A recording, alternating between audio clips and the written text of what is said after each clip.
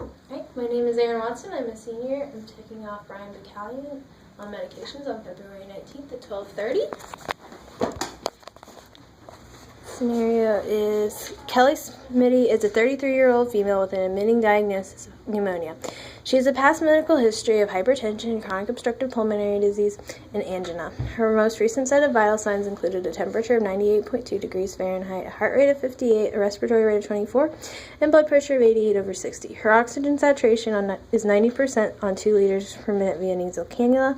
And her current medication orders are atenolol 25 milligrams PO, NitroPace 1 inch topical, and Aerobid 1 milligram 2 inhalations. All right. Okay. Hand hygiene, making sure. Approach the patient next. Hi, my name is Brian Bacallion. I'm here as a nursing student from Liberty. May I have you state your name and date of birth for me? Okay, thank you so much, Mr. Smitty Kelly. Miss. And, okay. Use a scanner on the bedside. Scan the patient's bracelet. Refer back to your MAR. Inform the patient that you'll be with her at the moment. Dispense the medication. Check the patient's orders. Ensuring the 6 rights. The right patient, medication, dosage, time, documentation, and route of administration.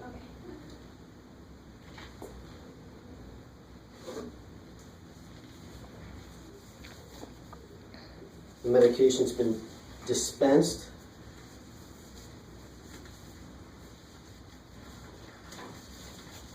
Placing gloves on.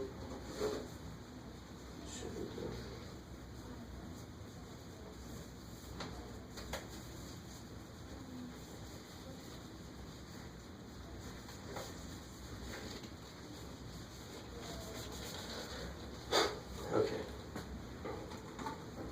We have atenolol, Aerobid, which is a substitute for albuterol, and our NitroPace, which is not here right now.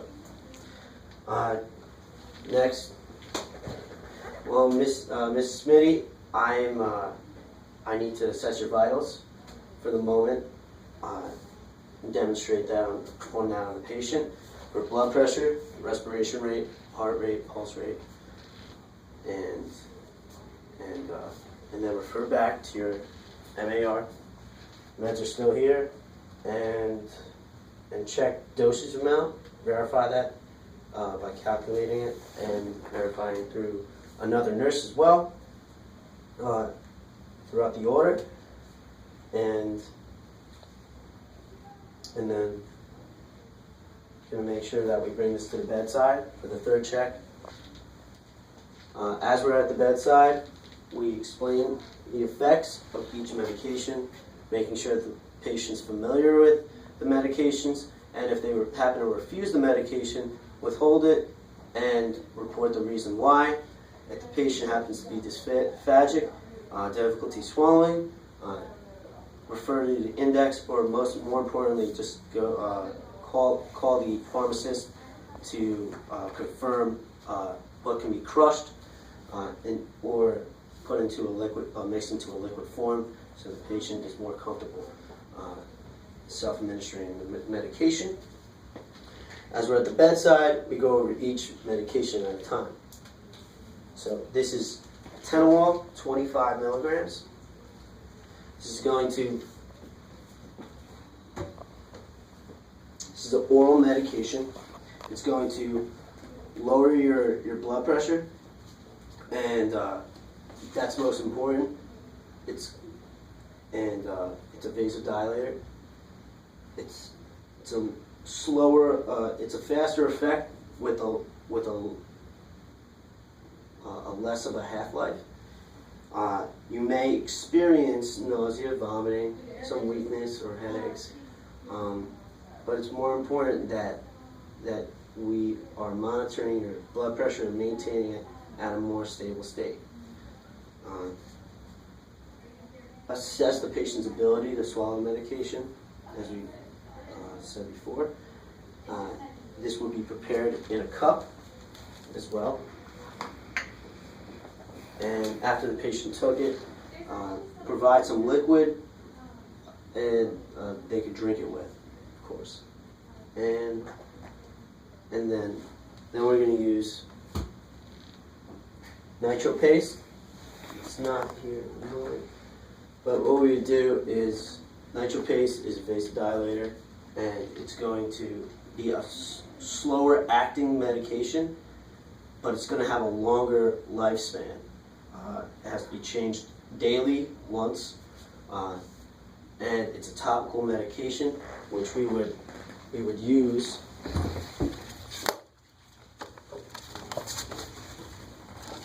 our paste to administer.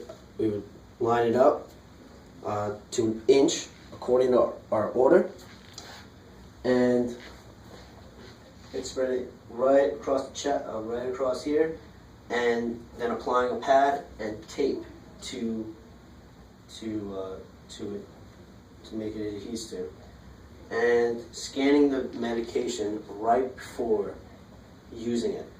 That was including the last medication, that oral medication. We scanned it, and making sure to explain the effects. It may cause bradycardia, vertigo, some dyspnea, weakness, headaches. Have the patient, and it's important to monitor the patient frequently and intermittently to document improvements in these medications. Once that's applied, we're going to go to the last one.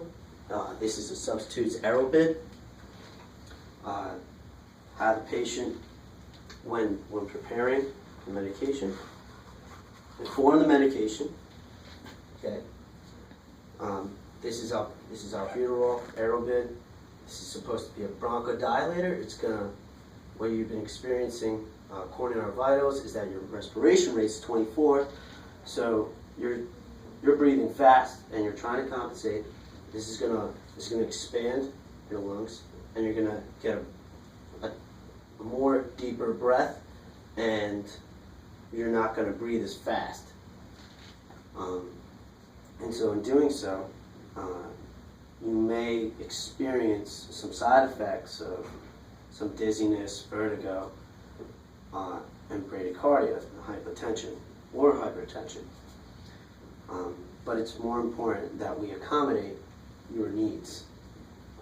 So when assembling the Aerobid, use the inhaler, connect it to the chamber, take the cap off, of course, have the patient hold it, make sure that they're familiar with the medication from prior use. I want you to take a few deep breaths for me, and then breathe completely out so we get maximum capacity of your lungs, so you can completely get all the medication. If you don't get the medication within the first breath, the medication is still trapped in the chamber. The patient will follow these instructions, and then after the medication was used, we would have the patient rinse his mouth to avoid fungal infection in the mouth. Okay. This is going to be a faster acting medication. It's going to go right into the lungs, be absorbed through the alveoli, and making sure to go back to our MAR, confirm the administration route, the time, and documenting everything that's needed.